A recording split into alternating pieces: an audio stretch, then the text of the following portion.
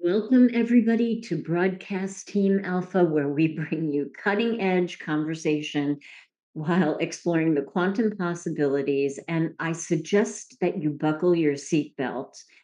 Tonight, we are exploring the cosmic puzzle where brilliance meets curiosity in our star-studded, and that's an understatement, roundtable discussion where we're going to be talking about decrypting UFOs and the ET Enigma. We invite you to join our constellation of distinguished guests as we embark on this cosmic journey through the mysteries of the universe. We have people here who are renowned researchers, authors, seasoned ufologists, and each guest brings a unique perspective to the table, shedding light on the enigmatic phenomena that has captivated humans for centuries. I just want to send a shout out to our friends over at the Conscious Awakening Network. We are streaming over there now. And I want to thank you for being here. Thank you for supporting our channel. Thank you for your super chats. And without any further ado from me, Augie, please, let's talk about our guests. Yes, this is going to be wonderful. We have assembled some of the sharpest people on the planet to talk about what, why, and maybe how about the UFO and the extraterrestrial issue. Anything, absolutely anything is on the table. The nuts and the bolts about UFOs, extraterrestrial technology, ET, mental capabilities, spiritual capabilities, and wisdom that the extraterrestrials may have, government, ET cooperation, ET dangers, fake alien invasion, disclosure, and what about the cover up? And all and anything you can think of is on the table. And we have with us, I want to mention everybody that we have with us, and I'm going to start on the left as it was on the flyer that was made up for it. I'm going to start with Dan Willis, a good friend of mine, and Christopher Harmon, Grant Cameron, Laura Eisenhower, Constance Victoria Briggs, Geraldine Orozco, and Ella LeBain. And I'd like each one of you to kind of mention a few things about yourself. You know, what you do, mention your books, and also in your talks, when you mention something that you're talking about, if you have written about it, refer back to the books. That will help the listeners to go and find more information about what you talk about. So keep mentioning your books there because that is a good reference for it. And also let people know how they can get a hold of you. And then we should just start. And Nori, you got the ball. Uh-oh. Augie, did you want to go around the order of the flyer again and have everybody just introduce themselves, and then I'll start the I question. I did. I thought I did. Okay. So that must not have come through then. All right. We have Dan So Willis. right. So Dan, tell us a little bit about what's going on with Yeah. you. And I know there's all kinds of new things happening. Oh, hi. Greetings, Hey, everyone. welcome. Yeah, there's some exciting developments happening in the last couple of years. I got involved in 1969 with my military experience as a top secret military witness, testified in Washington back in 2001. I've been extensively over the decades, studying all these different witness testimonies, secret space program people, documents, and everything. And, coming to my own perspective, in exactly 2 years, as of yesterday, my dear friend Elena Danan introduced me to her contact's younger brother, who's a scientist that's currently on Mars right now. And in the 1980s, I used to work with quartz crystals with IBM's head scientist, Dr. Marcel Vogel. And so we could ask him some questions. So I've got about 180 pages of questions and answers, and I'm working with the science team. We're putting together some technology based on the information, and it's very exciting what we're learning. Wonderful. Wow. Yeah. So yeah, go ahead, Augie, because I Yeah. don't have the Yeah, flyer. we have a next one up. Christopher Harmon, you're working with MUFON, so tell us a little bit about you. Yes, I'm Christopher Harmon. I work with MUFON, the Mutual UFO Network. I'm also an abduction counselor for people who've had been taken or have had experiences. I also do a psychic viewing, healing, and influencing, and I'm a paranormal investigator on the side. And at times, you can also see me doing photography work as well. Wow, nice. Welcome. All right. Then Grant Cameron is with us. Tell us a little bit about you. Maybe also mention your latest book and let people know where they can get a hold of you. Yeah, my name is Grant Cameron. I had experience in 1975, which I had no interest in the subject. I sort of fell down the rabbit hole. I wanted to find out who knew what was going on because I didn't really know what was going on. So I chased the Canadian government. I chased very important the former chairman of the board of the Institute for Defense Analysis for about 8 years, and then chased the president of the United States and started chasing the intelligence people, trying to find someone who had the answer.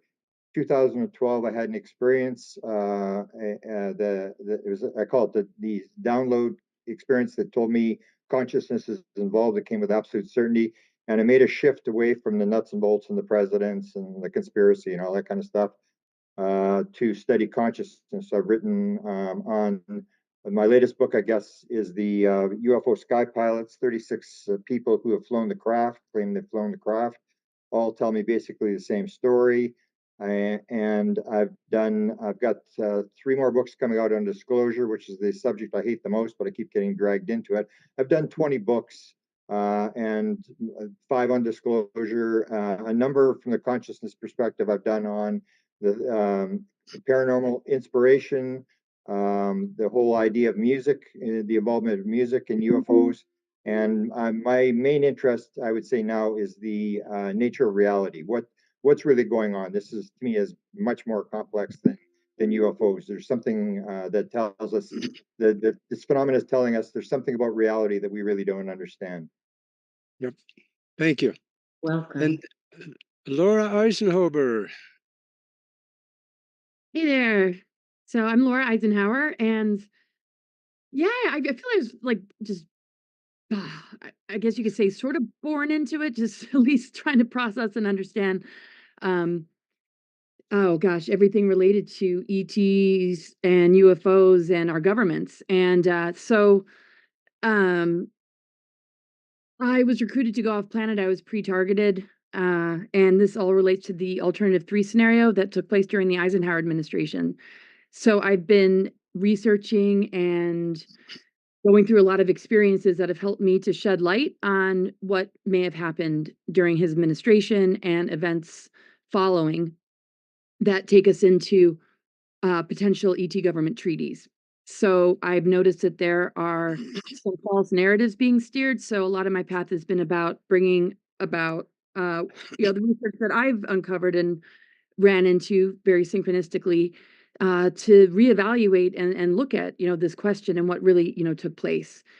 Um, so I get into depth about that in my book called Awakening the Truth Frequency, and my experiences with the recruitment to go off planet, how that relates to this alternative three scenario and timelines, and something that took place that isn't very talked about that would help us to understand the different projects and programs that came into the United States, and where there was a surrender agreement, and how a lot of false information is covering some of that up. And so I've just been devoted to bringing about truth. So Awakening the Truth Frequency is about us understanding what it means to be true to ourselves, what our junk DNA is really made of. So I go a lot into galactic history. I focus on the Sophionic energy and the corrections, particularly to the planetary grid network. And I talk about a lot of the dark technologies that were put in place to put things in reversal and take us down a trajectory we don't need to go down. And that's kind of the gist of it and what my book's about, and my own personal story and crazy adventures. Welcome, Good. Laura. So good to have Thank, you. thank you. And then Constance Victoria Briggs, you just have a new book out, and tell us a little bit about yourself and how to get a hold of you. Okay. So, hi everybody.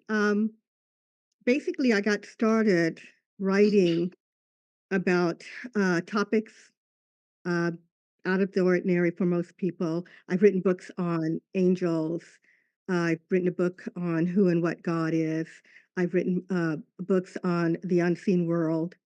And as of late, I've been working on books dealing with our galactic history and galactic mysteries. And the way I got started in all of that is because I've had a lifetime of, I guess you would say, paranormal experiences. And one thing led to the other.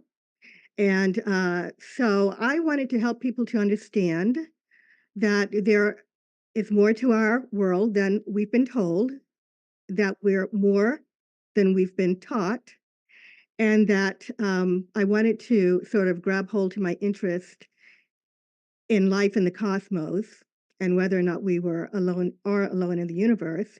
Once I discovered that we are not, and I had proof from my spirit guides, it's a really long story. Anyway, I've decided to help people to learn about life in the universe and unseen life here on Earth, and it just kind of goes on and on. But that's my mission, is to help humanity to understand that there's more going on to our universe than we've been taught. And I've been delving into research for years and years and years. I have a huge database of information, and that's pretty much my goal, is to let people know my latest book is Earth's Galactic History and its Extraterrestrial Connection, where I go into things like the history of UFOs and going back to ancient times and how long they've been visiting and possibly who they are and what they want. I talk about a cosmic freeway, how UFOs are traveling to Earth. I give interesting experiences in that book of astronauts and cosmonauts and others that have had contact and extraterrestrial experiences out in the while they were working out in the cosmos.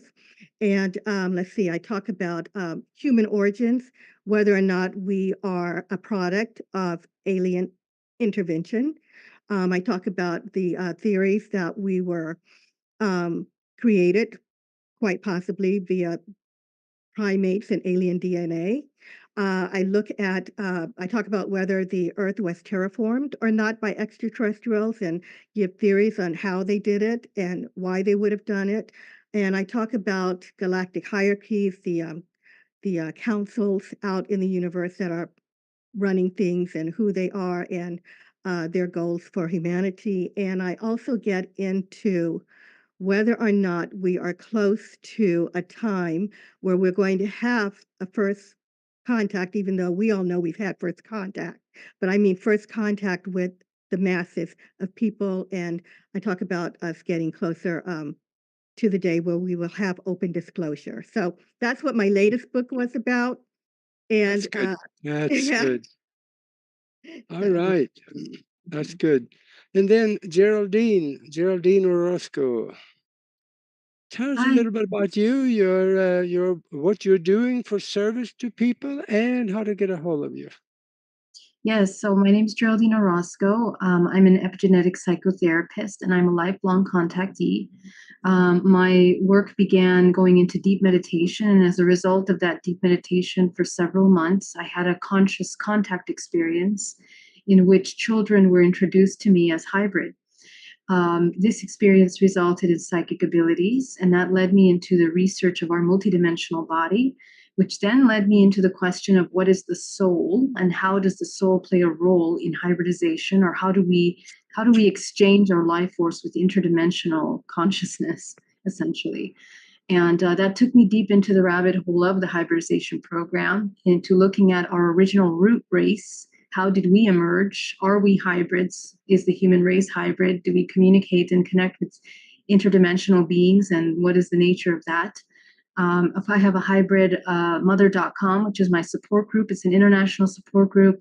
My research around hybridization and how it goes down family lineages for many generations is one of the primary areas of interest for me. And essentially how we develop the cultivation of our life force bodies in order to ascend and be able to master these experiences in many dimensions, or at least become aware of them. So that's my area of expertise. And I serve people with my services and my research. Thank you. Sounds good. Wonderful. And then last but not least, Ella LeBain. Hi, thank you for having me. I have a book series called Who's Who in the Cosmic Zoo, and there's 5 books available right now. My 6th book should be out by the end of this year, which is called Heaven's Witness, on connecting the dots to the Mazarot and end time prophecies. In 1995, I was living in Indian Rocks Beach, Florida, which is the Gulf of Mexico, and I used to go to the beach in the evening to watch the sunset, which with my neighbors, which is kind of a common thing that everybody does. And after the sun went down, I heard some rumbling, and long story short, basically saw a football-sized, disc-shaped silver craft emerge out of the Gulf of Mexico about 100 yards from the shore. And I was gobsmacked. I mean, it was just, I never even, I had no idea what was going on. I was in shock. But anyway, I watched it take off, go into the sky and become like a star. And then I saw like it looked like it opened up a portal and it disappeared.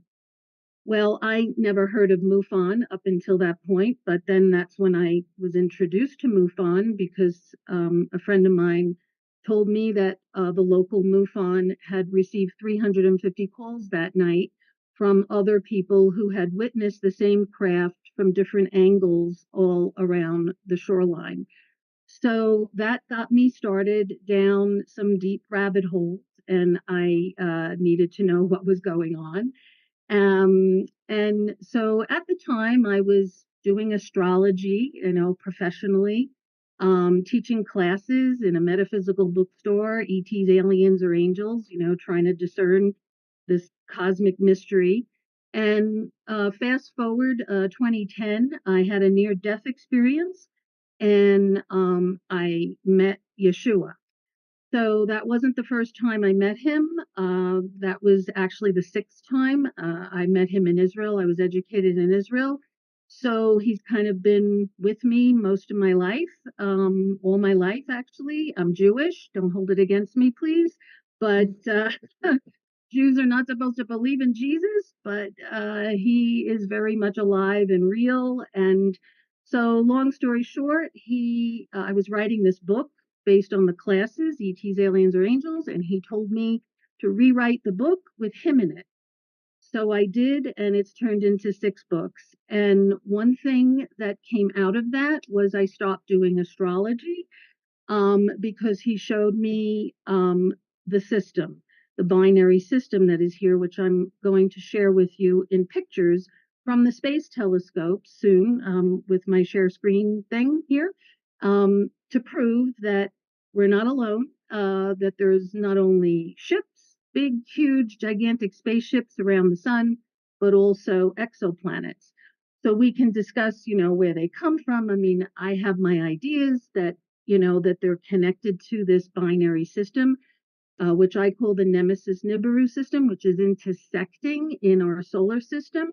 And everybody thinks it's just one planet, but it's like a system. It's 7 planets that orbit our binary twin.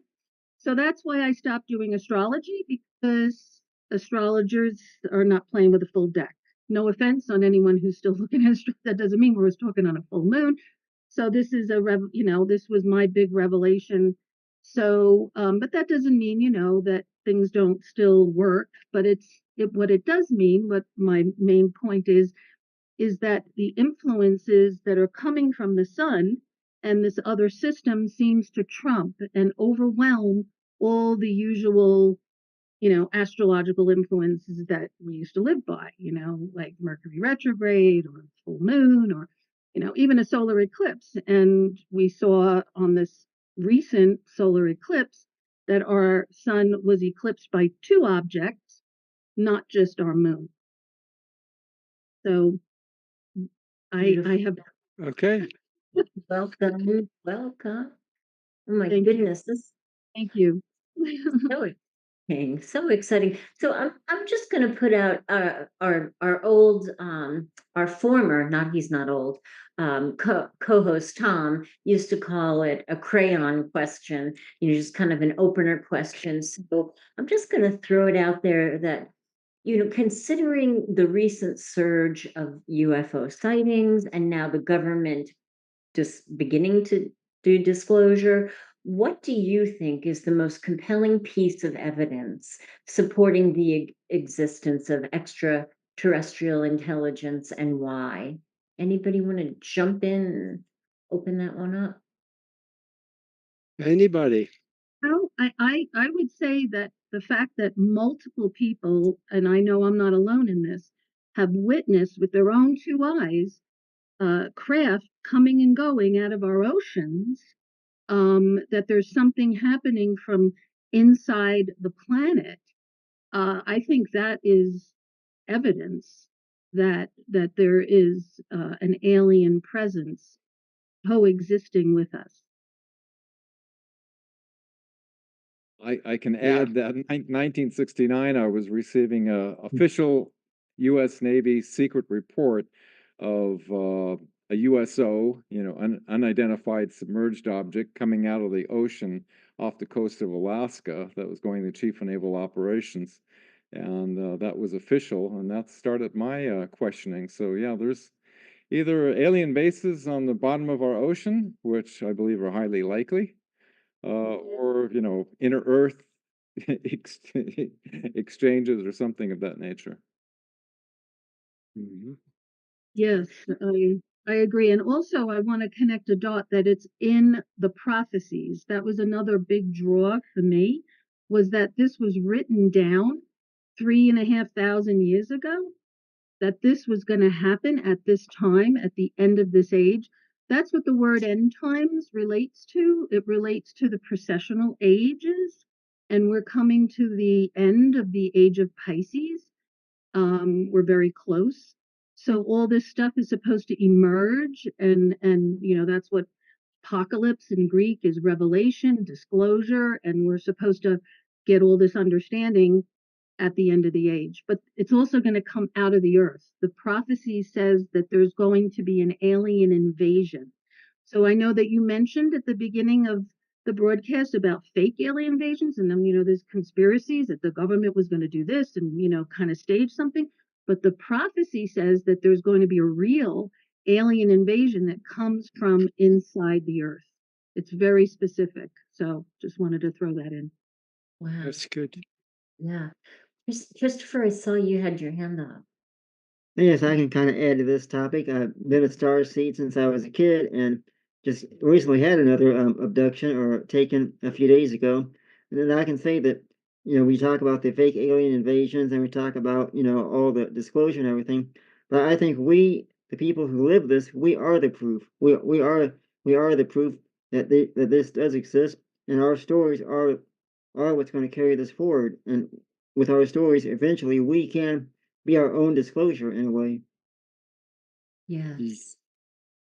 Well, we I can shouldn't jump. put all our eggs in one basket and depend on the government for giving it to us. I agree with Christopher. Disclosure is going to come from us and the whistleblowers. Yeah, yeah. And Grant, what do you think on that? Yeah, the best evidence is my evidence. I saw something.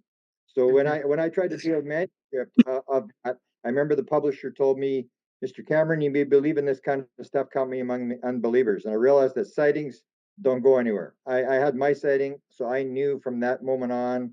People can say whatever they want. I know what I saw. I saw it a number of times. I was within 50 feet. I was going to jump on the thing at one point. And that really doesn't go anywhere. The things that have sort of impressed me, because what I did is I spent my whole time trying to find high level people that basically confirmed it. So the first was Wilbert Smith, who ran the Canadian government UFO program. Everybody always makes this into an American story. The Canadians were miles ahead of everybody else. 1950, the Canadians wrote a top secret memo that is still, there's no denial. This is in the files of the Department of Transport. Wilbur Smith said, I made discreet inquiries through the Canadian Embassy in Washington, D.C. I was told the following things. Number one, flying saucers exist. It's the most highly classified subject in the United States. There's a small group headed by Dr. Vannevar Bush who's trying to figure out what's going on. The subject is of tremendous significance to the Americans. And we were also told by the American officials, this is 1950. We were also told by American officials that other things might be associated with the flying saucers, such as mental phenomena. So from there, I went to Dr. Eric Walker, who was the former chairman of the board of the Institute for Defense Analysis, which was where DARPA comes from. This is where Jason comes from. Walker was the head guy. We contacted him in 1987 about him being at a set of briefings at Wright-Patterson Air Force Base. He said, I was there. Yeah, so what? Nothing's going to change. Why should we change the rules to satisfy your curiosity? And so I found that very significant that we talked to him, and he was in a position where he confirmed basically the fact that this is all for real. Go study something else. You're never going to get the answer. And this whole idea that it's just curiosity, and we're not. It's the whole idea of the military-industrial complex that they're basically going to make weapons out of this, and they're going to use it for whatever they're going to use. They're not really interested in educating people. So I went to there, and then I went. The other things I had is 2016. I was told by Chris Bledsoe. This is before Tom DeLonge came and the whole New York Times article. I was told in 2016 by Chris Bledsoe that the big man in Washington, whose name is Jim Samivan, said a number of high-level officials are going to come forward and they are going to say UFOs exist and they are going to force disclosure. And the biggest event that's ever happened in the UFO world is 2017, and the New York Times did the article that said, yeah, the government is actually working on UFOs. And that's what changes everything, is that once you get the government making an admission or you get the New York Times saying it's real, that shifts the consciousness, which is the important part to me. And the last I would point out is the interview that was done by James Lukatsky, who was the guy that ran the DIA program from 2008 to 2010. He made a number of very specific claims. He claimed that his book was being reviewed by the American government, and this was official, that he had got approval from the American government. And he said quite clearly, we have a craft and we've been in it. I can't say anything about what's inside it, except that if you knew what was inside the craft, the rest of the story would be primitive. He also said psychic phenomena is part of the phenomena. He said Men in Black is real, and all everybody's ever thought about when his comments was the fact that we have a craft and we've been in it.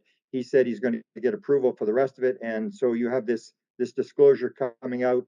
And I've just been I can't talk too much because I'm not the guy putting the money in. There's a major project. We've been contacted by the government. The government keeps doing this disclosure thing, and I've done 4 books on disclosure, and I just hate the subject. But I've got another one where we've been contacted by very high-level officials, including former director of the CIA, including former head of NSA, who is they're claiming, and it started, they're going to drop the story. So we'll see where that goes. They just keep doing this circle over and over again. They're going to tell us what's going on, and this leaking. And the last book that I'm going to do is called Drip Drip. So they keep doing this thing about dripping this and dripping that and giving 10 different stories, so nobody knows which direction to go in. Everybody's bumping into each other and everybody's got different stories. And it may be another one of those, but definitely a film producer who's flying around and engaging these people, and it's all being caught on film. It's all being filmed. Yeah, Grant, isn't it amazing when we know that many different governments in many different ways have already confirmed that UFOs are real and the extraterrestrial presence is, and we're still running around asking, are we alone? Yeah.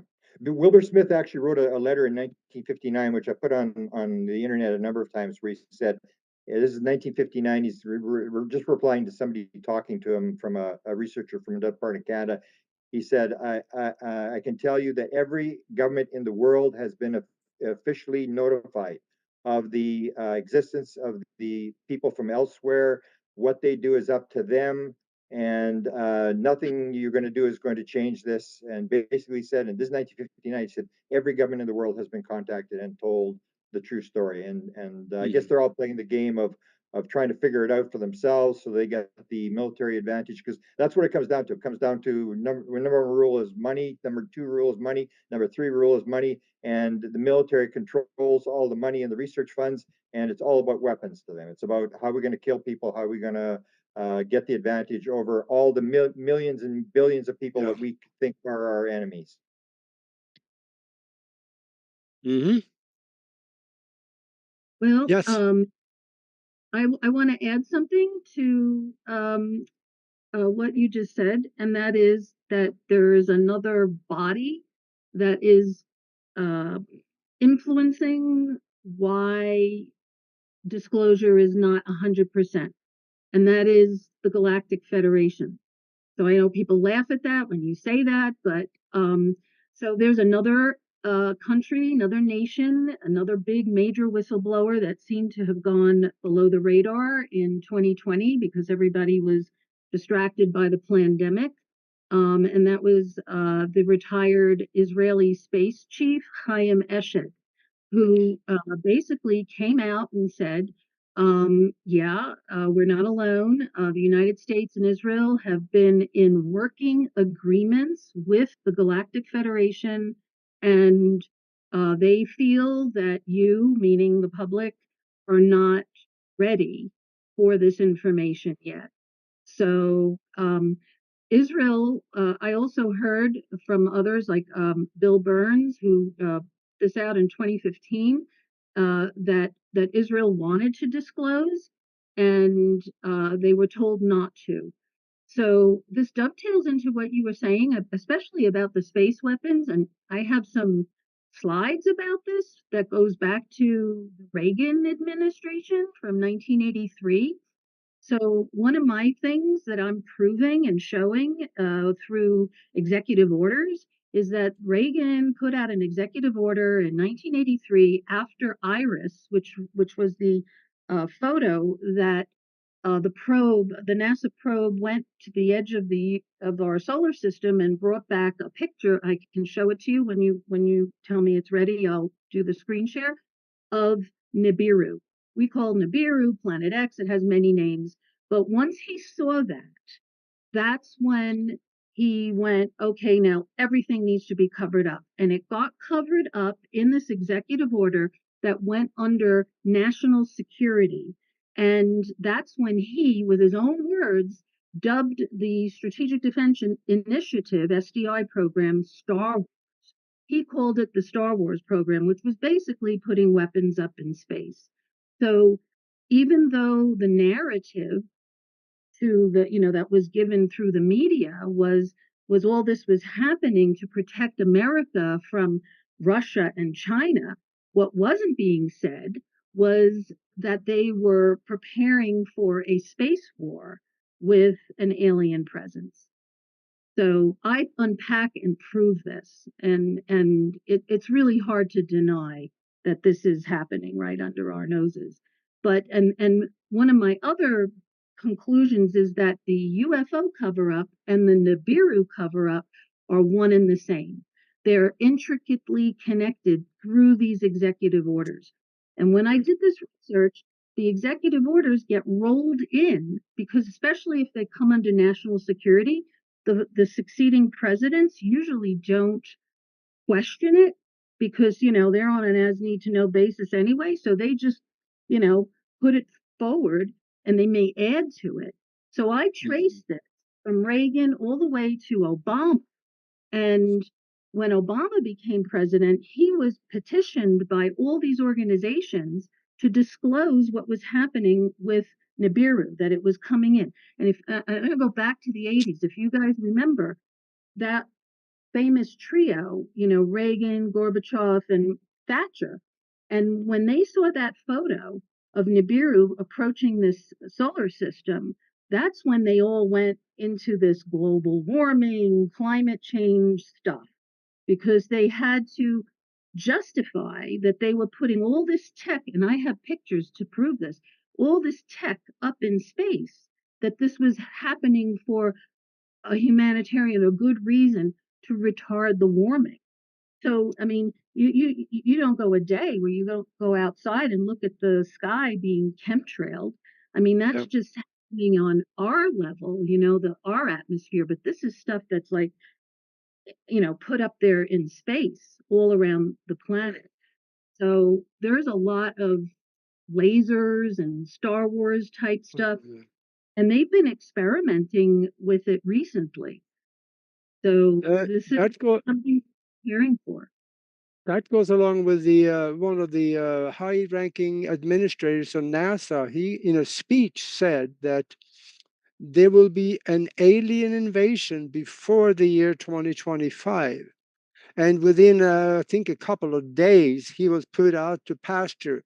They didn't fire him; they retired him with pay so they could control him. Wow. I think probably some of you have seen that article that came out. He said before 2025.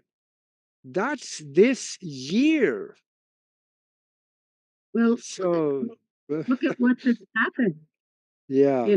Like we're not out of the woods yet. I mean, we may have like a little pregnant pause, but wait till the summer. There's a lot and I've heard stuff about May. So I don't know. I don't make predictions, but if you look at the prophecies, okay, and that's something not to be ignored because this stuff was written down years ago and it's all coming true, like it's unfolding like a script.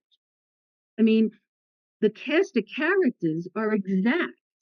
They might have changed their names, like Persia, ancient Persia is now Iran, but they're still the same entity. They're still the same grouping. It's still the same powers and principalities and princes.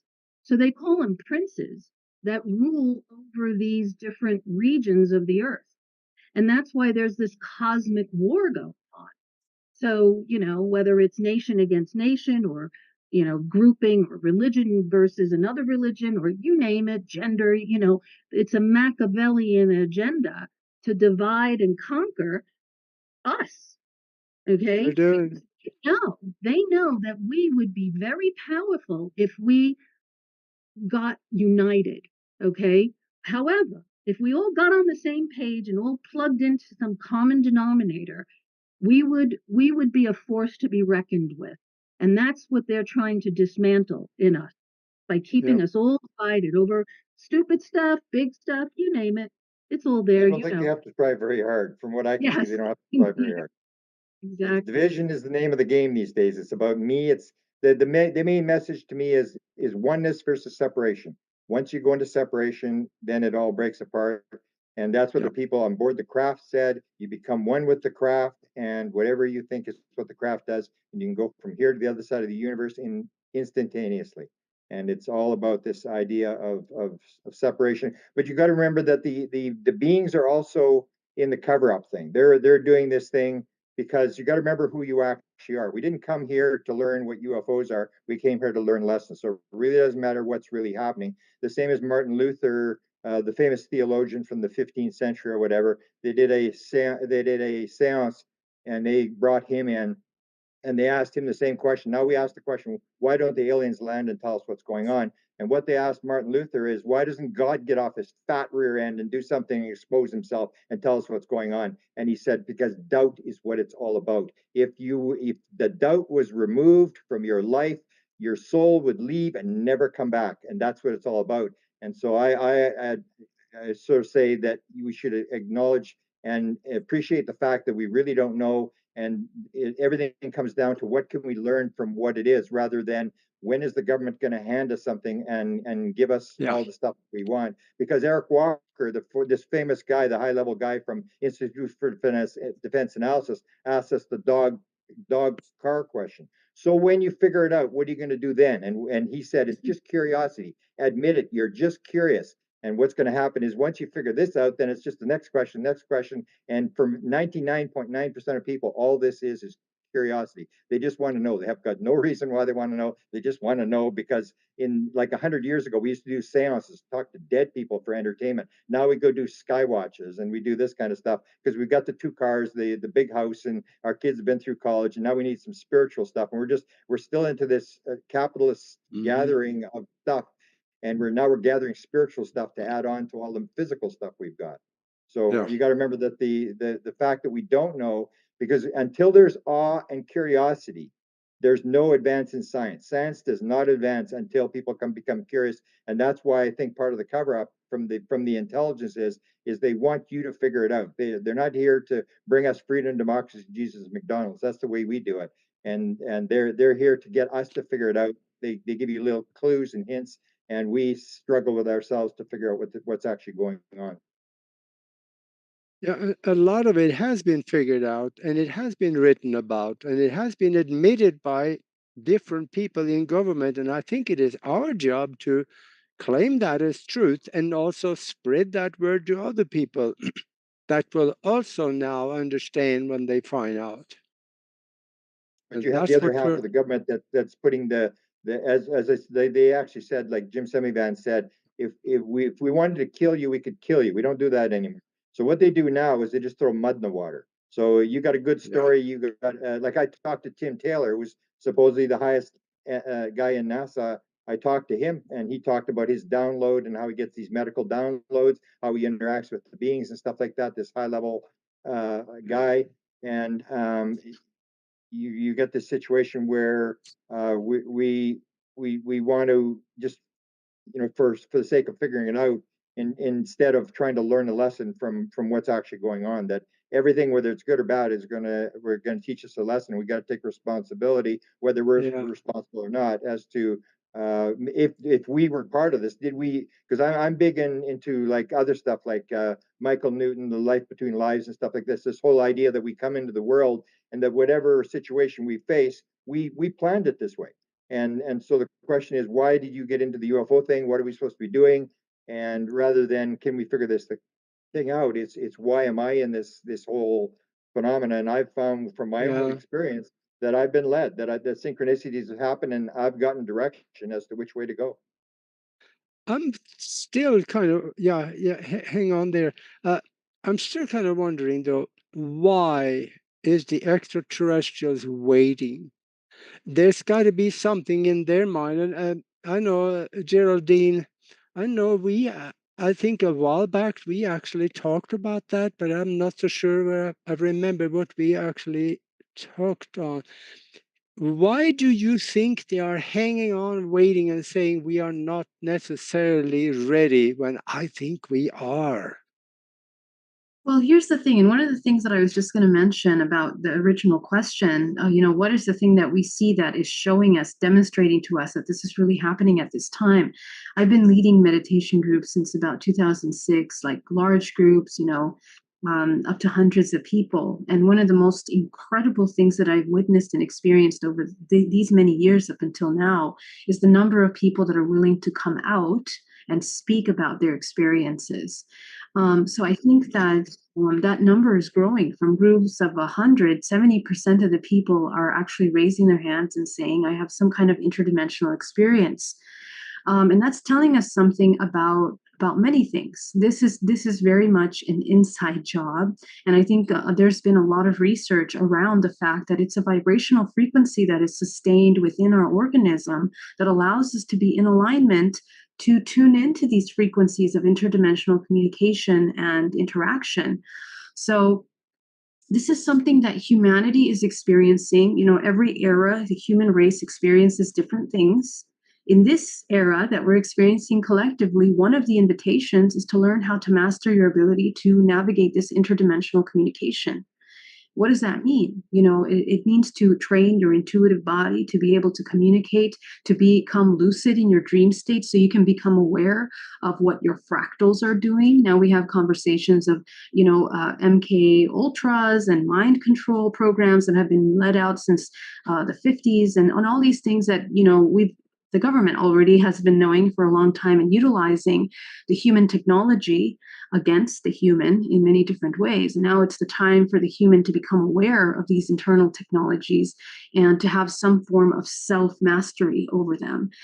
So I think ET contact is something that has to do with the internal human. So the more that we talk about, we had the government hearings. I think they were more than enough disclosure in those government hearings for us to have a lot of questions and validation and confirmation about the things that a lot of humanity is already experiencing, from hybridization programs to activation of abilities when we interact interdimensionally, to the ability to walking interdimensionally, bilocating, remote viewing. All of these tools that the human has access to plays a role in our ability to access this information. So I think it's not so much that these beings are hiding out. It's that the human has to cooperate in that interaction, in that communication. It is a cultivation of the human that brings forward the human race. And the way I see this genetically is that we're talking about generations of preparation, bloodlines of humans, families that have been in contact and communication with certain groups for many generations. And really, the lesson in the contract in these generational groups that sever those ties every single time is, as Grant Cameron focused, the doubt that the human has, the fear of that unknown that continues to rise within the subconscious mind of the collective. And the invitation is that we transcend that fear in order to open up into the communication with these beings. And we are headed in that direction. We are going in that direction. Technology always mimics nature. We see artificial intelligence and the massive amounts of information that is being computed by these systems. Well, our organism has the exact same capacity. And so we need to learn how to use that technology in order to harness this. So I feel that it's within the human that the power of communication lies, and the responsibility really at this point. Mm-hmm. Yes.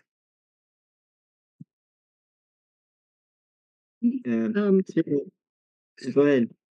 I just wanted to respond to what Grant was saying earlier about, and also what Geraldine just said about responsibility and the lesson that we're here collectively learning, and that would be discernment. Okay, so one of the things about this age that we live in is deception. There's a lot of deception. I don't think anyone can disagree with that. And it's not that the ETs are withholding themselves. Like everyone seems to think of them as one group. And this is what I unpack in my books is that there's many different groups, and just like us, we're not all on the same page. We're not all in agreement with each other, and neither are they. They're not all the same. There's infighting between them over power, over who controls what, who gets this sphere, who gets this space, who gets the universe even. I mean, you can go on. And one thing I do know for sure, based on whistleblower witness reports, and that is that the draconian reptilian race that lives inside our planet does not want disclosure. So they are reckoned with. They do not want to come out in the open and say, hi, this is who we are, because, the people who have actually interacted with them have reported how monstrous, how scary, how ugly, how grotesque they look. And our military has to deal with them. Okay. So they have their own equipment and whatever it is that they need mentally, emotionally, spiritually to be able to handle that. But the fact is that this is a force that's been on this planet for millennia. Okay, they didn't just arrive. They exist here, and they're going to fight tooth and nail to hold on to this sphere that we live on. Okay, and they're a major force in blocking disclosure, especially when it comes to the American government. Okay, and even the other governments. I can't speak for other governments except maybe Israel, because I have heard things from within and not only Chaim Eshed, but other Israeli ufologists who have also, there's because Israel is known for its technology. So, and let's not forget what they've just done with the Iron Dome. And this is all part of the Star Wars program. And the UK now has their own Iron Dome technology. And of course, America funded them. So we share that technology. So, you know, we are heading into some sort of, um, conflagration or a World War III or something like that, that's going to bring all this stuff up out into the surface. And that's why disclosure, I may be the only one that thinks this, but we can't put all our eggs in one basket, meaning you can't depend on the US government to come out and tell you everything that they already know and that they've been covering up for 75 years, because there'd be too much Monday morning quarterbacking. They have to save face. And also it's dangerous because they're being held, by all these agreements and contracts that they have with these beings for the technology, for the weapon, the space weapons. And, the stage is being set for this end time war that I don't think anyone can deny that is happening. Okay. And it's like, who's going to be on whose side and which group of aliens are going to be with which nation. So, that's a whole conversation, but that's what we're dealing with on the exopolitical level. And it's scary, but at the same time, as we already established here, we have to work on that inner technology. Okay? So if we're right with our creator and our consciousness and all the stuff that we've been saying, then we can handle what is to come. And if we're not deceiving ourselves in thinking, because I stand in the middle of these two camps all the time, I get hit by both sides because the Christians, the Jews, they're all like in this religious spirit stuff, and they think, oh, they're just all demons, and that's a half truth. Some of them actually are, and the word demon is Greek for intelligences. So an artificial intelligence can be is neutral. It can be good or evil depending on who's pulling the strings or who's pressing the button, right? So, and then the other side is like, New Agers and everything. They want to believe that the ETs are good, like they can't be bad. You can't, because people just don't want that bubble bursted. That, oh, that they've been believing in a certain being all along. And what if they've been misled? What if they are just really great actors and actresses, that can imitate and masquerade as a space brother and think, oh, I'm here to save you. And remember the movie, remember the truth is stranger than fiction, where everybody thought they were here to save us, and then they ended up wanting to eat them. So, I mean, life's riddles are answered in the movies, and that's an MJ-12 thing. They made a decision back in the 1950s to insert these concepts into TV and film, and that's called soft disclosure, because they couldn't come out with hard disclosure to actually say this is this and that is that. Yeah, Pay attention to what's coming down in TV and film, because there's truth in it. I like to hang on to the disclosure issue just for a little bit longer, because we're hearing that the aliens are saying you're not ready yet. I hope they're not ready for everybody on Earth to be ready, because then we will have disclosure in the year 2756. No, is there half the people that has reached the consciousness they're looking for? I know some of the New Age gurus are saying that half the people believe and understand that there's an alien presence, and the other half maybe just sitting back wondering. Is there anybody that wanna have heard what other people? Yes, Laura, please tell us. I've heard, I'm sorry, what was Yeah. What is the percentage that they are looking for? They're Well, I not mean, looking for. service to others, it said, 51%, like the tipping point. But if we're talking about what we're ready or not ready for, I don't think we're ready to be lied to anymore. I don't think we're ready for any more deception. I mean, we've been invaded a long time ago. The planetary grids, and my labs and the military abductions that have hijacked the benevolent encounters people have had. So there's a lot of tracking going on in order to hijack ascension and disclosure. So it has to come from us, because the more people reveal the experiences that they've had, the more we can understand the mechanisms that have been put in place to make it very, very difficult to begin to switch on these dormant levels of ourself, and how that's targeted, and how surveillance and transhumanism and a lot of the narratives being steered and the propaganda being steered in the news is to groom people into consenting, because that's what it requires. So if it can present it in a way that looks like, okay, here's the problem and we have the solution, the problem reaction solution, then people are willingly going down that road. And what I feel they say we're not ready for is the very thing that we're more than ready for.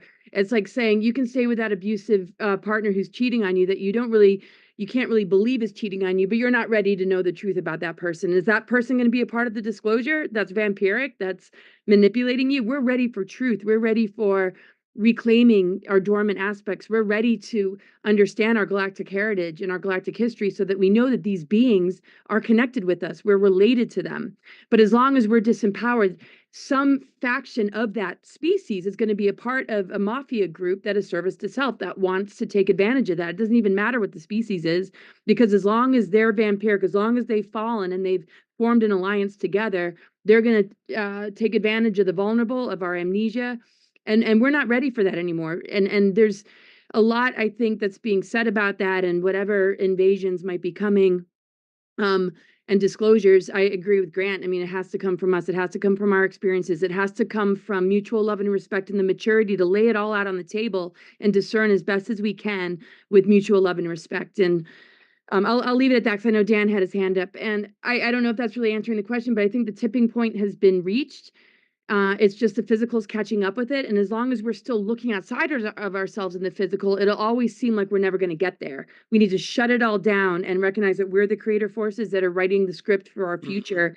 And we're being duped out of our creative imagination, out of our true ability to manifest a future that we actually want. So we're ready to know that we have that power. That's the greatest conspiracy. The rest of it is secondary compared to how much we've allowed our creative channels to be infected by something outside of us that we're enabling, because it doesn't have any power except for what it's stolen. It is all vampiric.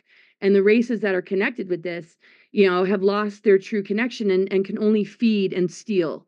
So the minute we cut those energetic cords, I think we're more than ready, and we've been ready.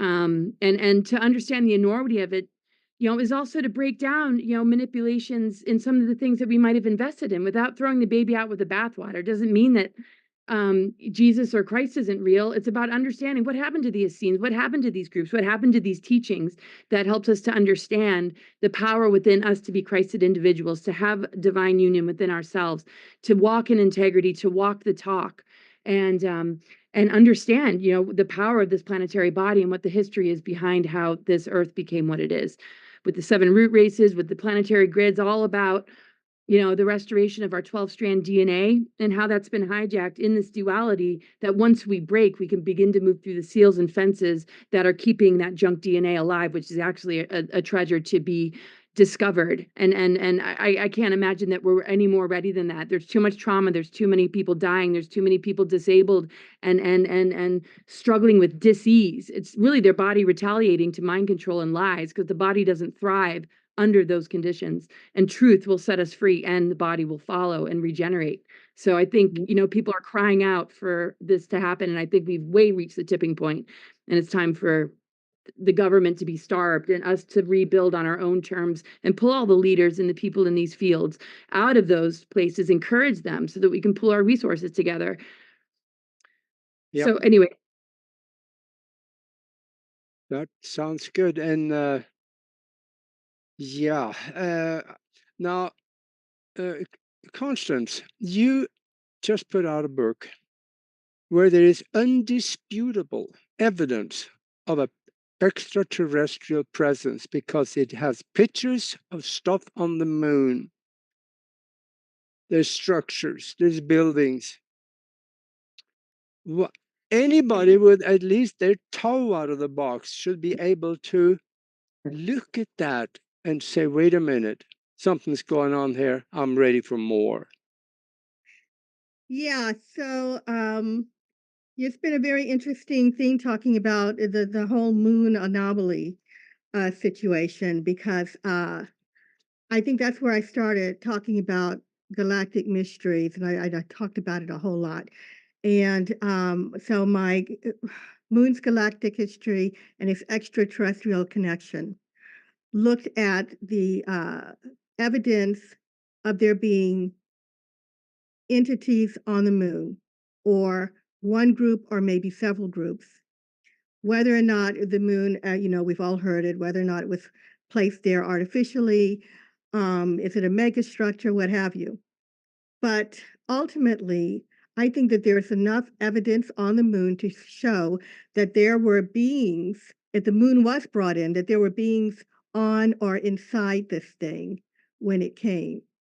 And the question that I posed was whether or not, if there were beings on the moon, if the moon was brought in, did they come to Earth? Does Earth have a connection with the moon where there literally was entities that left and came here? And also, did Earth have some sort of, once they came here and established themselves, if it were them, was the moon a part of Earth's territory? Because there's stories in our history that says that we, as you know, Lemuria and Atlantis, and in some of the Hindu texts, talks about the abilities for us to go back and forth to the moon. And they said the gods had the preference to go back and forth to the moon, and sometimes Earth people went with them. So, the question is was there an extraterrestrial connection? Is there still an extraterrestrial connection? Is it ancient? Is it recent? Are the structures on the moon that we see today a part of a city that is growing? Because if you look at some of the astronomers' research today, they said that it looks like there's,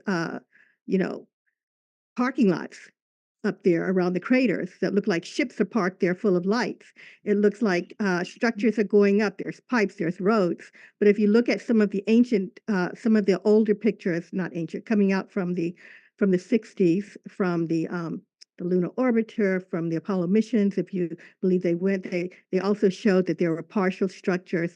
A lot of those structures resembled some of the ancient structures on Earth. So there seems to have been a connection. I'm not sure now what your question was, Augie. I think I've Well, lost track. I was looking for support of the fact that the disclosures already happened. Well, yes. So the disclosure has happened. I mean, we've had our first contact, we've had our disclosure. For those of us in this research, we know there's someone on the moon. Someone, came in with the moon. The moon is not a natural satellite. So yes, we've had that disclosure. I talk Yeah. about, for example, there was one astronaut who wasn't even on the moon. He was in a space shuttle. He said that he witnessed an extraterrestrial talking to a astronaut, and those two didn't see him. So somebody knows what's going on. Yeah. And he said that the extraterrestrial was dressed in a space suit very similar to the astronaut. So yeah, there's been disclosure, but the extraterrestrials, as far as I'm concerned, I don't go, I guess, as deep as some of the other people. I'm a little bit more simplistic because I believe that the extraterrestrials are waiting for us to grow up. Now, where did I get that idea? I listened to the Andromedan ambassador, Alex Collier. I've been listening for him for years.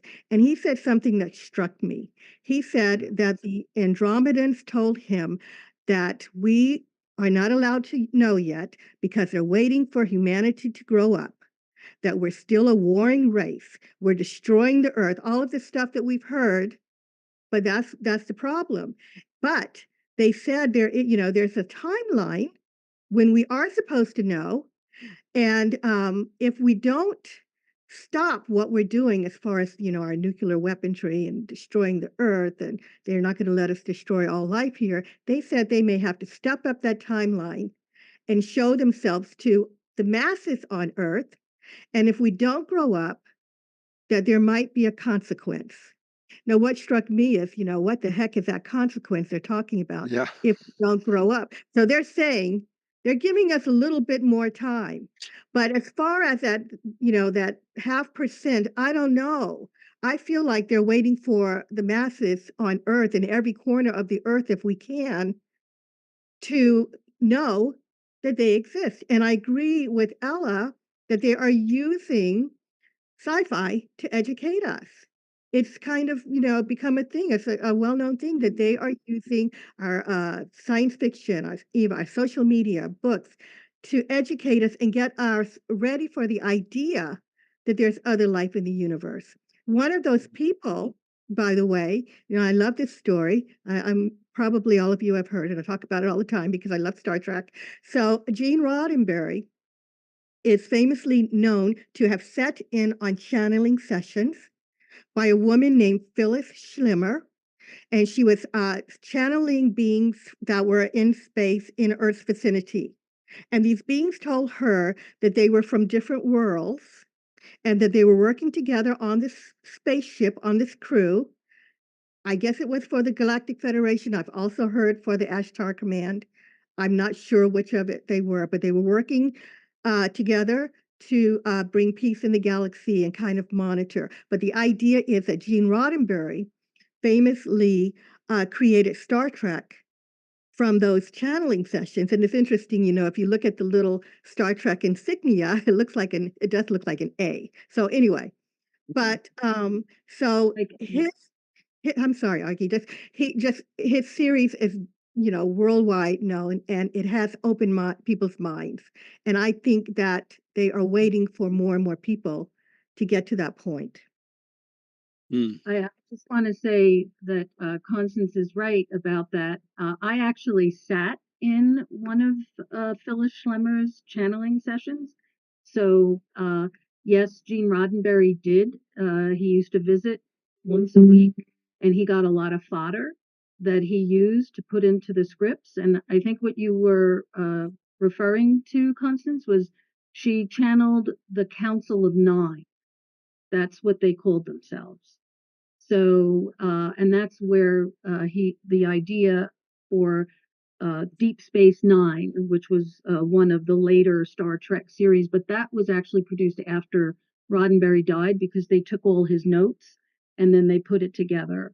But yes, he did get a lot of fodder, but he was also friends with two of the major admirals that were working on the secret space program, and they would feed him information and give him ideas to put all this future space tech into these scripts.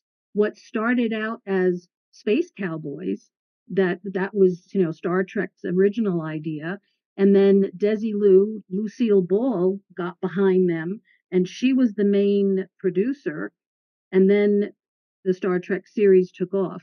And there's 68 different technologies that was introduced in the original Star Trek that is now our reality. And they used to say, oh, it's science fiction. Well, they worked with scientists on, actual, real scientists to make sure that the scripts were viable, that it wasn't just fantasy, that even though it wasn't science that we knew yet, it was science that was future. And that's exactly what has happened. I mean, it's turned into, it became prophetic in a way, because our reality is, we have cell phones, we have those, doors that go back and forth. We have all kinds of, there's 68 different tech that was introduced in the original Star Trek that is our daily life now. So there's something to that. Yeah. Sure. Dan, I see Dan. Yes. Oh, Yes. hi. I just wanted to say that the Office of Naval Intelligence, with Admiral Leslie Nielsen and Admiral Rick Laboda, uh, the U.S. Navy was working with the Galactic Federation for a long time and actually gave the script to Gene Roddenberry, and the Prime Directive is actually a real thing, and that is why I was, wondering for many decades why the extraterrestrials just don't reveal themselves, to everyone. Are they doing something sneaky? They don't want to, but it turns out that there actually is a non-intervention clause in the Prime Directive that until we reach a certain level, that interstellar capability, and the situation is that the Galactic Federation back in the beginning of 2023 gave a disclosure plan to the Earth Alliance, which consists of General Van Herk and others, that is supposed to be this brilliant genius plan that would have to be, because we've all been under psychological warfare for decades. And I think that plan is unfolding. Yeah. I And agree. while you're at the table, then you are also in touch with an extraterrestrial through a friend of yours, and you have been given some technology that is actually working. Could you talk a little bit about that? Sure. Yeah, I've seen the flying over the top of me, about 100 feet up, and I've had some ET interaction experiences that kind of led me into questioning the interface of geometry and consciousness. And so it led me to the research work with Dr. Marcel Vogel with crystals. And so I've done a lot of research on Elena Danan, and her information has been uh, right now. I've done a page on the webmatrix.net that lists 24 corroborations of things that she has said brought through Thorhan, and then gets confirmed afterward. Things that there's no way you would be able to know, like certain planets that they've discovered later, or earthquakes on Mars, or Neptune's going to heat up all of a sudden. So their information's been very credible, and I have a team of scientists that I'm working with that I've been in communication with Thorhan's younger brother, who's a star maker, or that's the term they use for a terraformer, and he was going to university in the Pleiades. And so back in April of 2022, I started asking questions, and I was kind of blown away by so much information, corroborated so much with Dr. Marcel Vogel's work in the laboratory, but then took it up many notches higher. And so we're understanding the structure of the matrix, and the densities, and the multi-universe, and how the geometry within a crystal can open up a singularity wormhole that you can affect reality. And we're also produced well, here, just real quick, I'll do a slide, give everybody a chance to talk here. Let's see, where is the share screen? Oh, there it is.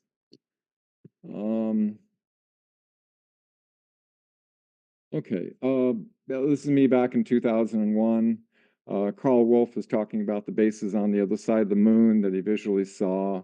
Donna Hare described how the astronauts told the kept secret what was going on. This is Elena.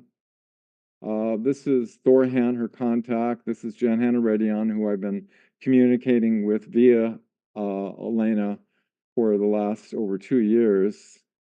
This experience I had with the being, Dr. Marcel Vogel, or cutting crystals. Is a camera project I worked on that could tune backwards and forwards in time.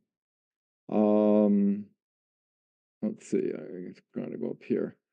What we've discovered is that the crystals, when they're cut in accordance with the lattice structure, they create a very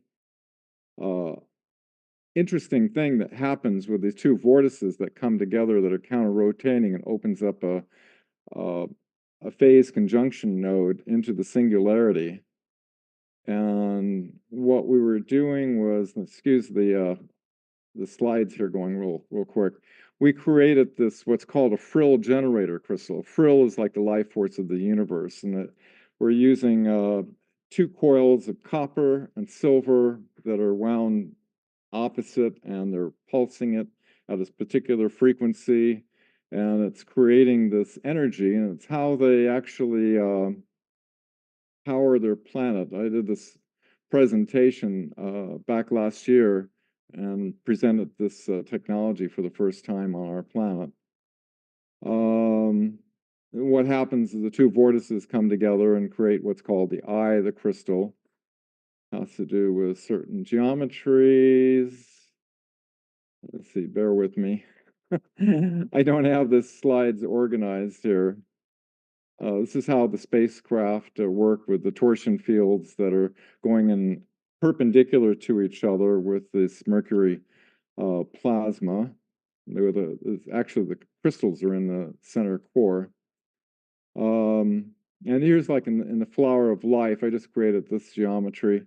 You can see the pyramid angle, 51.84, is the angle of the pyramid, and how pentagonal and hexagonal geometry fit together.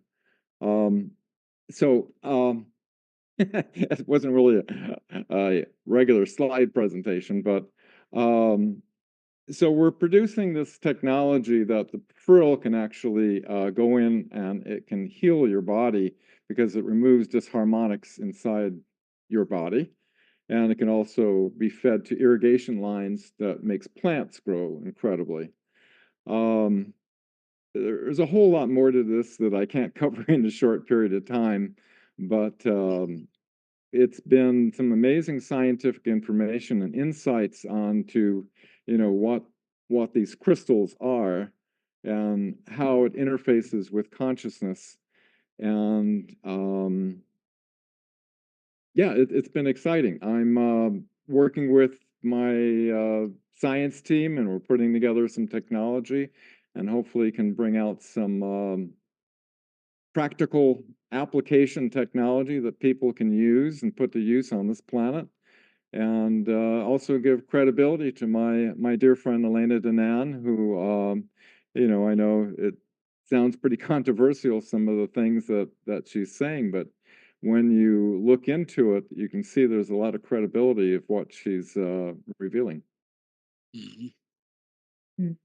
Yeah, that's interesting. And I wanted to hear from Grant also. We were talking before the show just a little bit about maybe he could let us know a little bit about what he thinks the spiritual capabilities or knowledge that the extraterrestrials, at least some of them, may have. Well, I think that's the main thing when you get into it, is that's what they're trying to get across. Is this is all, if you got to remember who you actually are. You are not the puppet on the stage.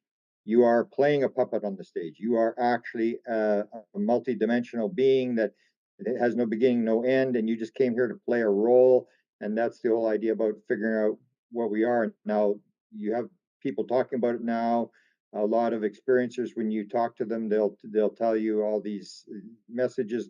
54% are talked to about oneness and love, all this kind of stuff. But I want to make a comment about all this technology, because Wilbert Smith, the guy who ran the Canadian government program from 1950 to 1954, was dealing with an alien by the name of Alpha.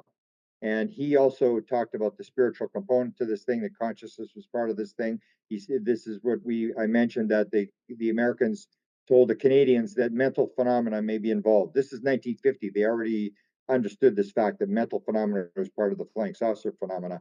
And his communication was with an alien by the name of Alpha. And you get a lot of people. I remember I did the interview with Betty Andreasen, where her husband was very upset about the government watching them and into his computer and stuff. And I said, well, does your wife get downloads on how the craft flies? And he said, oh yeah, she draws all sorts of diagrams. I said, well, are you surprised the government's trying to figure out what's in your computer? They're trying to figure it out as well. So experiencers, a lot of experiencers are getting material. I talked to Tim Taylor, the NASA guy, and he talked about the 40 inventions that he had, the one that he put on the space shuttle. And I remember him telling me, and he made millions of dollars on this invention. And he told me that he said, you know, Grant, the last thing I remember the night before I woke up with that idea in my head, the last thing I remember that night was a hooded figure standing at the end of the bed. And I said, really? Could you see its face? And he said, no, I couldn't see its face. And he was very open about the fact, and his thing was to watch the experiencers, the people that are interacting with the intelligence, because the phenomena is telling us stuff. Wilbur Smith wrote a book called The New Science, and it was given to him, and he says quite clearly in the front of the book, and this is the guy that ran the Canadian government program, he said it was given to him by forces higher than us.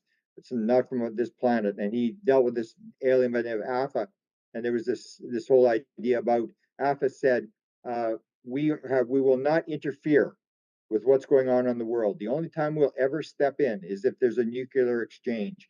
Other than that, and he said we could prove to the world that we could stop a nuclear exchange. And what Smith was told by this alien was we could take the moon in front of the entire world, split it in half, and put it back together in microseconds to prove that we can stop a nuclear exchange. Other than that, we will allow the human race to stew in its own juices.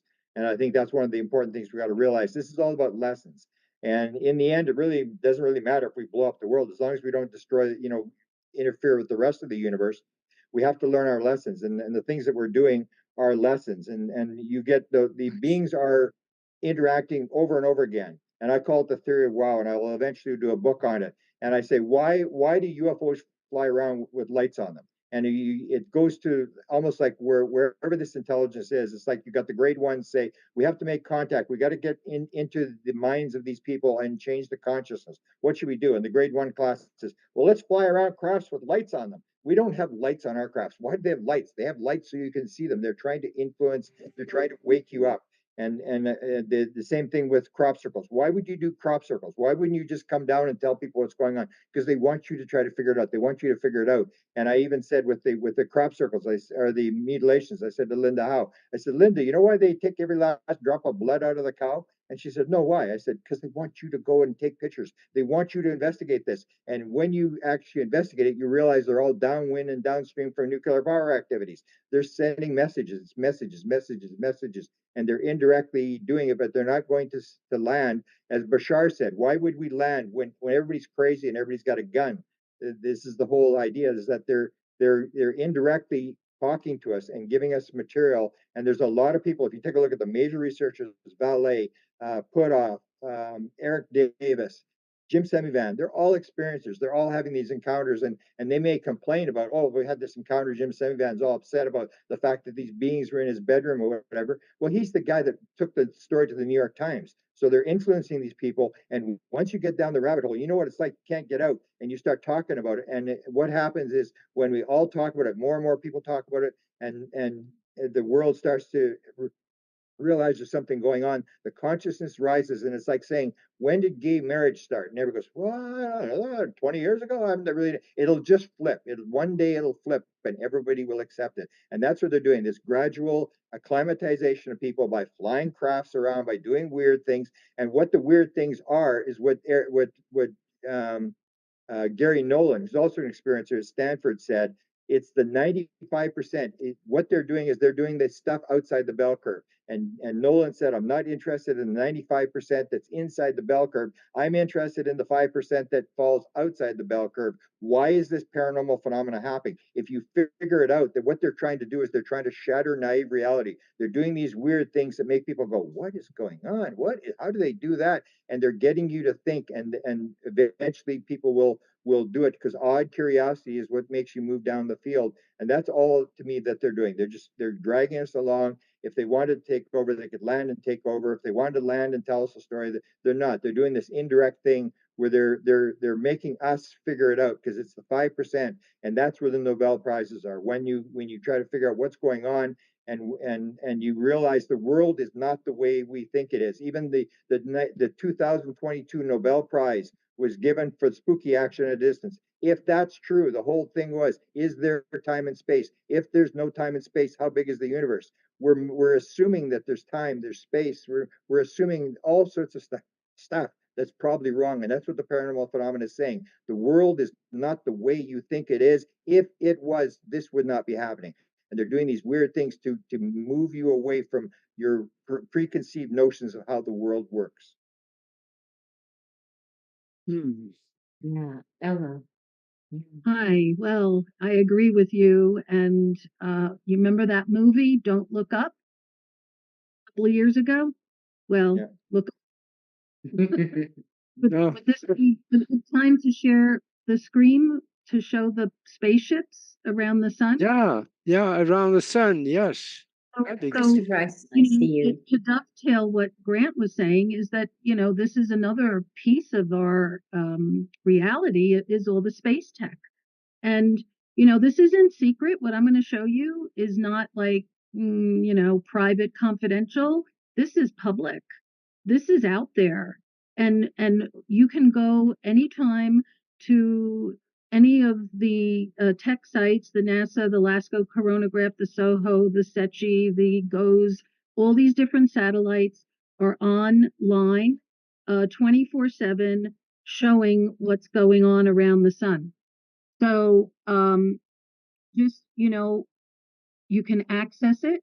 Oh, I have to hit share. Right. Okay, there it is. So I see.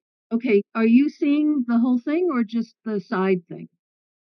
So this is the whole thing. Good. Okay, so that's these are actual photos harvested from the space telescopes. Okay, and what I'm showing here are planetary objects, exoplanets, because they're about size to scale about 8 to 10 times bigger than Jupiter. Okay, so they're huge, and they're showing up around the sun. That doesn't mean like they're right in the sun, but they're in the sun's space because we are in a binary system. So that's another thing that we all grew up thinking, oh, we only have one star, but binary stars are common in the universe. So as trinary. And Nemesis is the brown dwarf, which is a dead star. So that means it's not radiating, but it is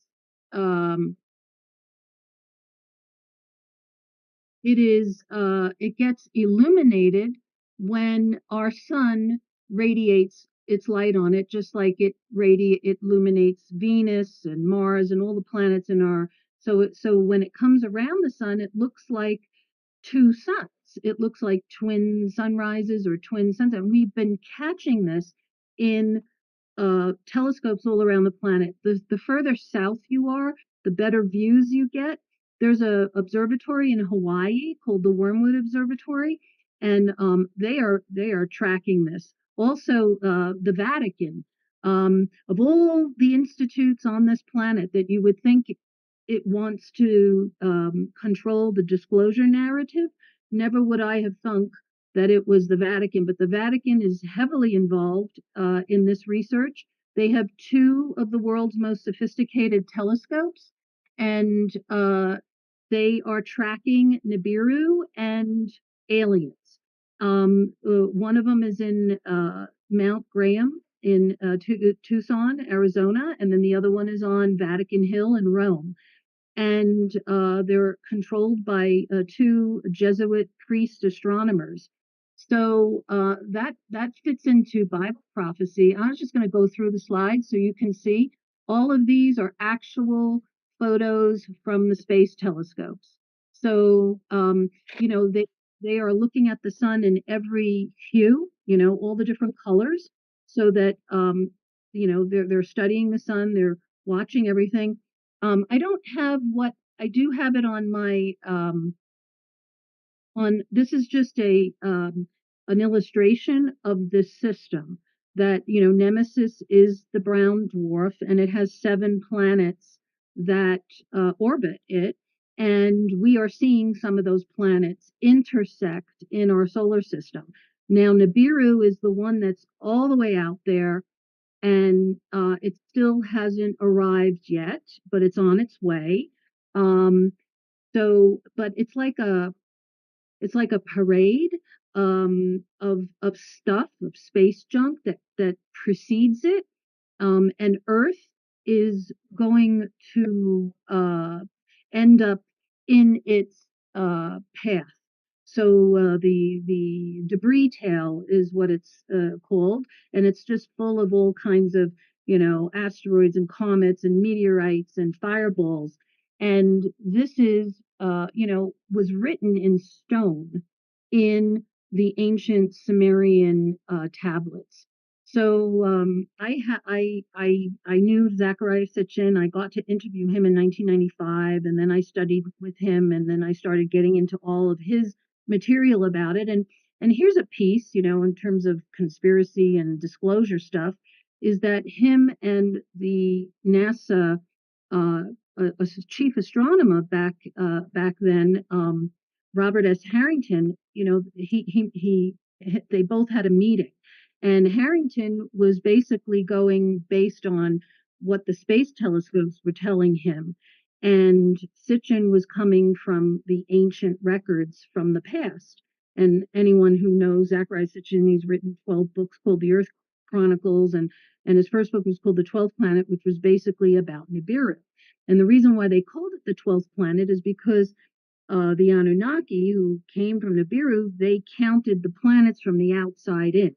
We count from the inside out, from the sun, and like we're the third rock from the sun, but they counted from the outside. So then there were all these shenanigans that went on recently, I'm sure you all know, where they demoted Pluto. Well, Pluto's now starting to get reinstated again, but the reason that they did it was to cover up this system. So now they've just come out recently with, yes, there's another planet at the edge of our solar system, and they're calling it Planet 9, because they've been trying to, discredit, disconnect from the past.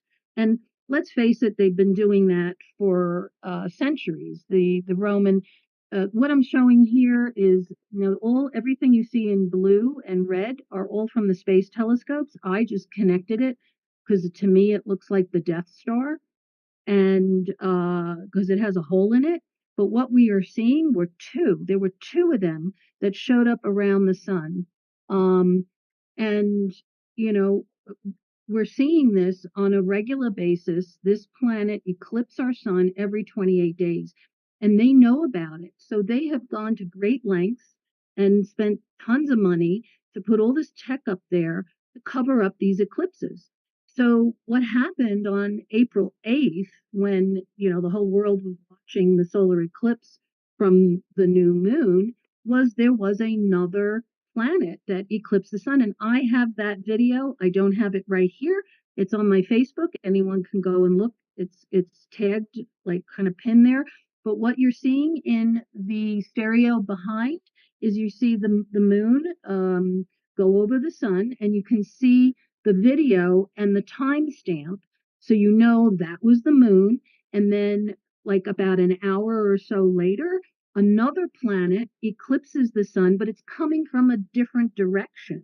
Okay, so the moon didn't do an about face. The moon didn't reverse itself and go one way and then go the other way. It was another planet that eclipsed the sun on April 8th. So, this is where the truth is stranger than fiction, because we were introduced to the binary system through Star Wars. And isn't it a coincidence, if there is such a thing, that today's astronomers are now calling these planets Tatooine planets after Star Wars? So when they see when they see planets in binary systems, they're calling them Tatooine planets. So this was my spiel that I was sharing earlier about the connection between the presidents, and I didn't actually finish. I went as far as Obama, and I said, well, he was petitioned by the all these different organizations to disclose Nibiru during his presidency, and he said no. So I don't have to go over who he is, where he's from. the whole program he was involved in growing up, and the CIA and the Mars jump room and all of that. That's, I'm sure all of you know that. But he basically said no. So, he did not want to disclose anything. And then, of course, his earmark, uh, you know, bill was the Obamacare bill, which was like, 3 feet thick. And if everyone remembers that famous part where, Nancy Pelosi came out to the media and they all said, "What's in the bill? What's in the bill?" And she said, "Well, we don't know. We have to pass it first before we can read it." Remember that? So Hmm. was in that bill was he had rolled over the EOs to cover up Nibiru and continue with this program that was started in the 80s, that had to do with the global warming and to retard the warming and to chemtrail the skies and to put all this tech up in space to try to, change. But we have evidence, and I think Dan had mentioned something about, I don't know, one of your experiences that they saw that there was that Neptune was warming. Well, I can confer that that is true because we have seen that all the planets on in this solar system uh, are experiencing some type of climate change, and that's because of perturbations from this system. So this is the picture, the one on the top, the purple with the green hue, and that came from NASA's IRIS, the Interface Region Imaging Spectrograph, that was shown to Ronald Reagan in 1982 and 83, and that's when the EO got started. And that's what I'm basically describing here and how that got thrown together. But oh, I'm sorry, I distracted myself and I didn't finish telling you what happened after the Obamacare bill went through. So all of that was wrapped up. You know how they wrap up pork and they put all these things in these bills and nobody really knows what it is. But when it started to unravel was when Trump got into office. And remember his promise, what he said he was going to do on day one, and he did it, was to unravel and dismantle Obamacare. And once he did that, pop came Nibiru. Reagan had even gone so far as to make it like to delete Nibiru out of the dictionary. I mean, this is a historical. Nibiru is a historical name that is Sumerian, but all the cultures of our planet have called it different names. So like the Greeks called it Hercules, the Hebrews called it the destroyer, the Chinese call it the red dragon, but he went so far as to delete that name. And when you look at Google Sky, there are things in Google Sky that when he did this EO, you couldn't even see this part of the sky. They were blacking it out. But now, after Trump kind of dismantled all this, now it's kind of come out because they haven't put that back together again. So that's why we're talking about it. And that's why it's not illegal anymore. And then they were killing scientists. They were doing all kinds of horrible things. But this is my kind of thing that I was sharing earlier about disclosure and Nibiru. So we're not only seeing planets, we're seeing spaceships. We're seeing these huge, gigantic motherships show up around the sun. I mean, we know that there's planets. We have our planets, Mercury and Venus, but there's all these other planets and moons and these huge spaceships. And these Yeah. spaceships, here, this is just to show you all the tech that's up there. And that's not everything, but that's like Yeah. a handful.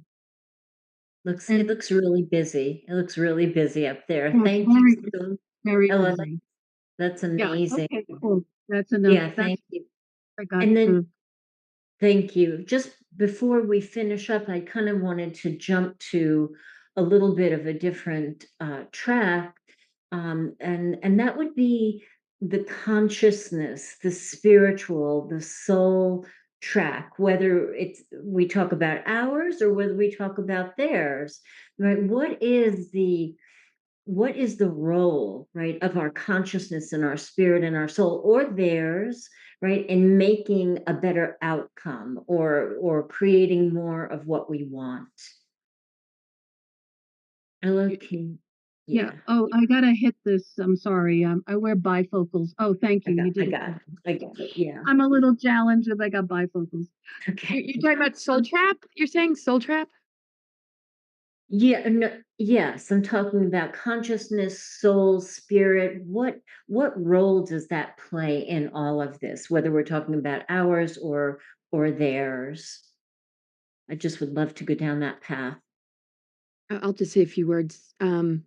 I feel our soul is what uh, is our journey that we bring with us, and we have bleed throughs or things that come up from the past, and it's really how we're able to allow our ego and our mind to just kind of live on a deeper level and do that sort of deeper inner work and be soul centered. I feel that's the 5D energy, is being more soul centered, moving out of 3D, which is personality matrix, the world of appearances. When we're soul centered, we're already there, and we're able to access the realm of spirit and be guided by that higher intelligence that I feel our higher self is connected to.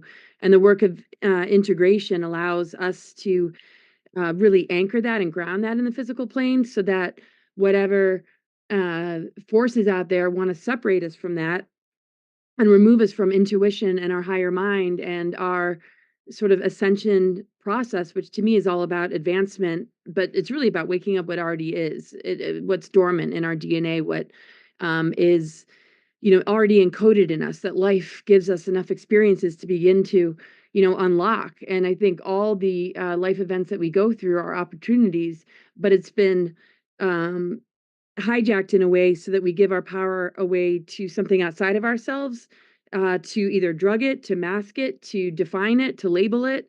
And we get further and further away from our soul, our intuition, and our ability to really, progress. And I feel transhumanism is to separate the soul energy from the human body. And a lot of species are looking to regain that because they lost it. They lost their capacity to really pay attention to it. And I feel it's the vehicle, body, mind, spirit integration, soul awareness, finding soul-centered friends, soul mates, living on a soul-centered level is where you're going to appreciate life's journey and all the adversities, and you gain wisdom and more awareness of all that you are instead of all that you're not, or more disconnect because somebody else is defining it for you.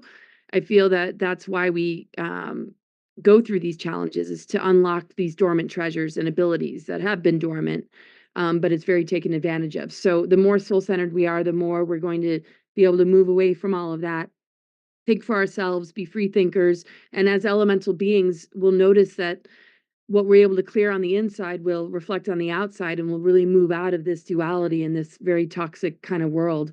Because I feel spirit is the great alchemizer, and it holds dominion over physical matter. And that's where miracles come from. That's where amazing abilities within ourselves to recognize like we can really overcome anything and be that override frequency and dismantle dark technology through the power of spirit, our consciousness, and our soul connection with ourselves. Mhm. I love that. That was great. Yeah. Yeah. And Geraldine, you have had close contact, close extraterrestrial contact. Have they given any indication to you about their spiritual knowledge? No, but rather, much like Laura was mentioning, how this is very much an internal uh, process. I mean, you know, we need to understand kind of the nature of this reality in which we very much project and co-create this reality, this shared experience, the world, all of the things, all the good, all the bad, everything from the military elements of this realm to the highest ascended masters and light beings are all kind of an interconnected network of consciousness that emerges from you. So I think it's really important for the human to go inside, as we were mentioning today, and work on that development to become a conduit of source and anchor that source consciousness into the body, into the earth, Yeah. so that we can move timelines into something that is collectively healing. And it's very important that we do that now as we have wars going on in the world that are growing. The more we go into that mentality, that hypnosis of disempowerment, disconnect, forget who we are, the activation of memory, as Laura was mentioning, is one of the most important things. You have to remember who you are, and it requires you to begin to activate that dormant DNA by sitting in meditation. And that meditation work of remembering that you are in your dream state, becoming lucid every single night, become lucid so that you can begin to recover the memories of what you're doing when you're out of body experiences. And so that you cultivate that self mastery in lucidity in waking state, so that you can become a co-creator in this waking state, in this dream waking state, and also in the other dream states in which we are interacting. We are making choices, we are making agreements that pull humanity forward in ways that we quite not understand yet. A lot of people begin to wake up consciousness in the middle of seemingly traumatic memories of experiences, wars, interdimensional experiences, not realizing the kind of agreements that we make through our everyday choices that participate in parasitism, both interdimensionally and in the physical realm. So I think that we also need to mature as humans in order to understand the responsibility that is required to be a conscious co-creator in many dimensions. And I think this is something that was imparted to me by the beings as they demonstrated and showed me how the matrix functioned, but also embodied through my work as, as I do my own internal healing, and I see in my clients as well. So this is something that we can all actively apply today. Mhm. Thank you for that. Yeah. Great. Yeah, and Grant. I'd like to comment on this because I think this is exactly what it is. The famous physicist John Wheeler, who was the intellectual successor to Einstein at Princeton, said there is no out there out there. This is a participatory universe. You have to go within to go without. It's all Maya. It's all consciousness. It's all an illusion. And it's whatever you vibrate with. So if you vibrate at a low level, you're going to pick up low level stuff.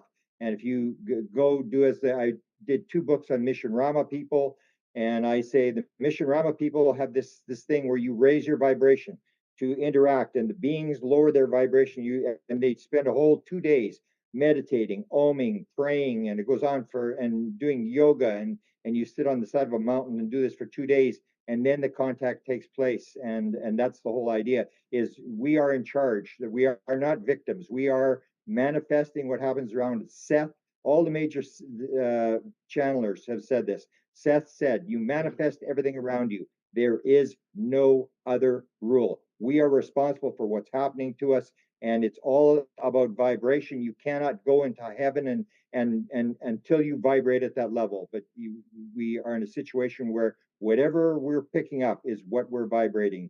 It's like a tuning fork that we just pick up wherever we are, and it's up to us to realize who we actually are. We are not physical beings. We are eternal beings who are taking on a physical body to learn lessons. Yeah, and I think John Wheeler was the one that coined one of the cornerstones of quantum mechanics, and that is that he said, we cannot imagine a universe without us observing it. With other words, if we're not observing it, it doesn't exist.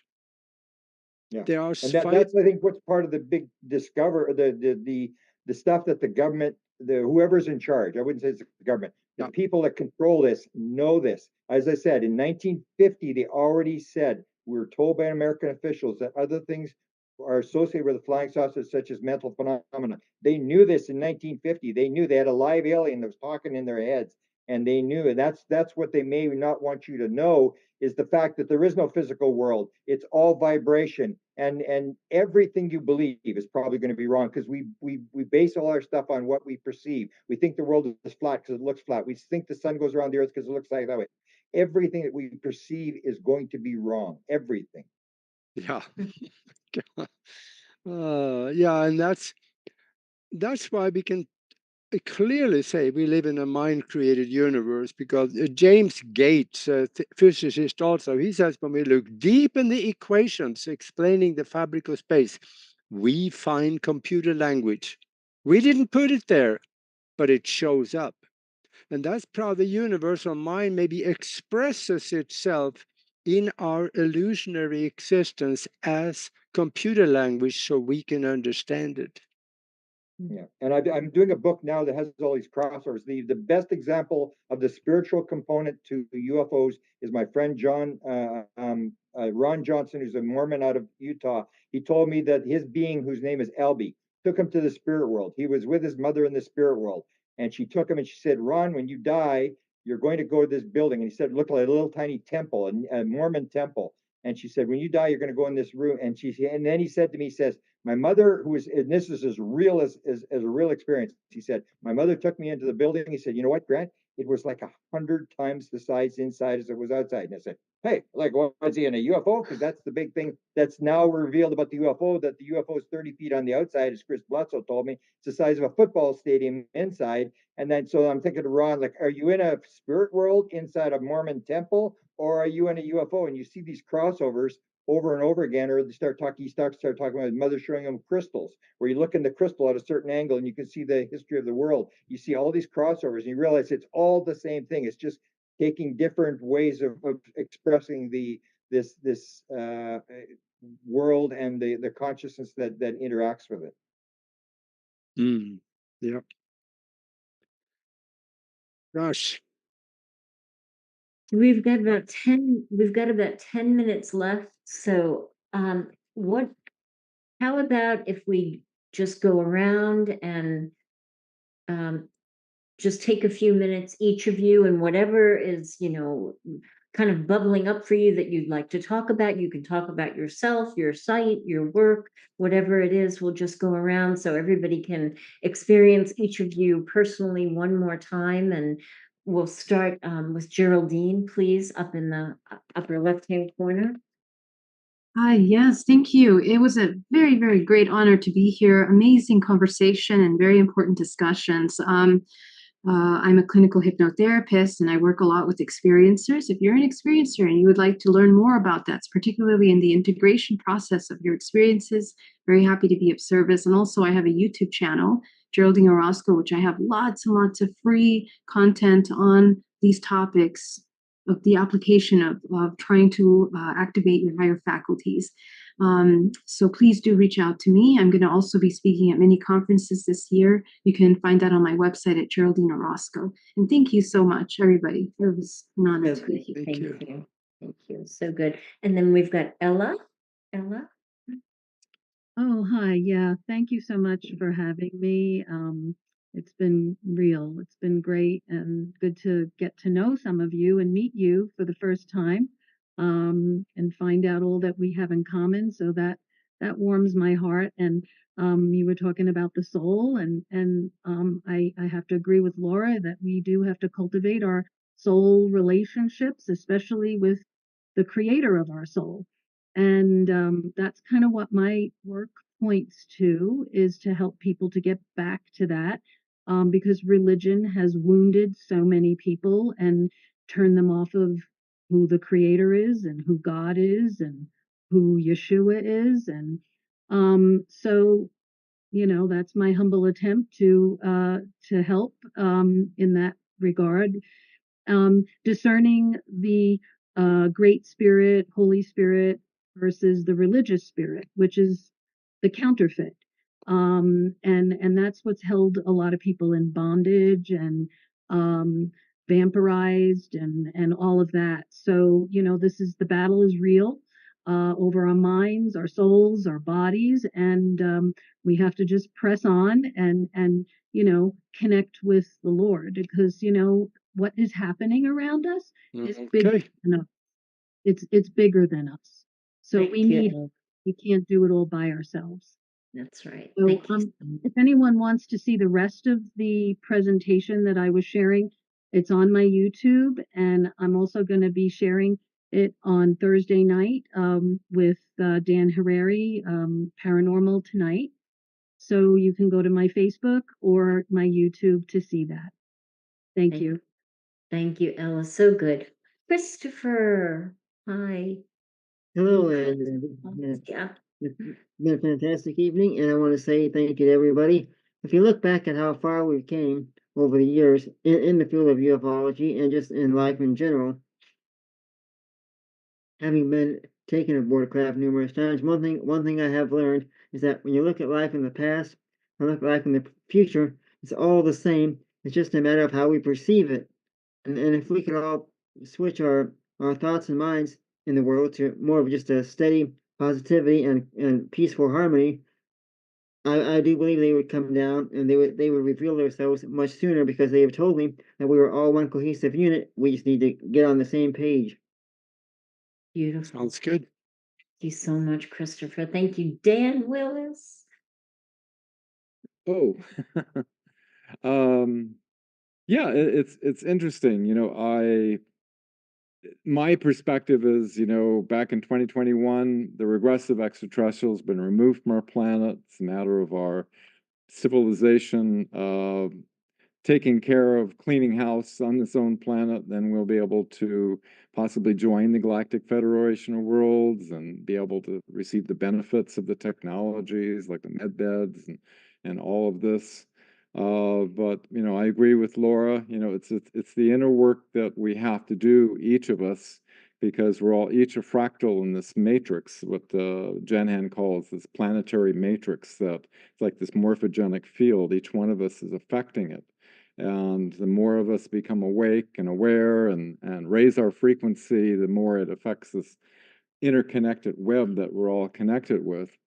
And I've been getting so many wonderful insights from the scientist who's currently on Mars, doing terraforming operations, that it resonates with me that we're all fractals of Source, and Source is dual in nature, and each one of us are, dual in nature, and therefore we're each creative, and that there's infinite number of dimensions or universes, you could say, and each one of these have different densities. In this particular dimension that we're in, we have 12 densities, with the 13th as Source, and that it's what in the ET interaction with a being back in 1977 basically confirmed what Jenhan has recently shared with me, and that through love is, if you look at it from a scientific term, it's like the bonding force of the universe. It's through love we move from one vibrational density up to the next, closer to Source, which is closer to perfection. And that's good. And that's my perspective. Yep. Thank you, Dan. Dan, it was so good seeing you. And Constance, any closing thoughts? Yeah, I've sort of made it my mission to educate people on the idea of that we're not alone in the universe, that we are being visited, that we have been visited since the beginning, and I'm hoping to reach those that are seeking more information and kind of, dumbing it down, so to speak, and not so that, they won't run when I kind of, give it to them, and I try to give it to them in small pieces. There are people that do come to me and ask questions, and so I'm trying to give them the answers. I suggest to the audience to, do your own research, read the books. There's so many great books out there, so much wonderful information. Some of it is straight from extraterrestrials that have channeled books. Just do your research. You'll learn a lot. And, check out my book, Earth's Galactic History and Its Extraterrestrial Connection. Okay, thank you. Grant, any closing thoughts real quick? Yeah, okay. The bottom line to me is oneness versus separation. I say all that is considered to be evil in the modern world is created by one thing and one thing only, the mistaken belief in separation. I'm most interested now in the nature of reality. I'm studying now comas. I'm about to interview the guy who's just put out a very interesting book on comas. And you get people in there that will tell the same sort of story as UFO. They say this was not, I was spent 100,000 years. This was not an illusion. This was not imagination. This happened to me as real can be. And so that's the kind of thing where it comes down to this thing of the nature of reality. How does reality actually work? Is there a physical world? Is it made out of consciousness?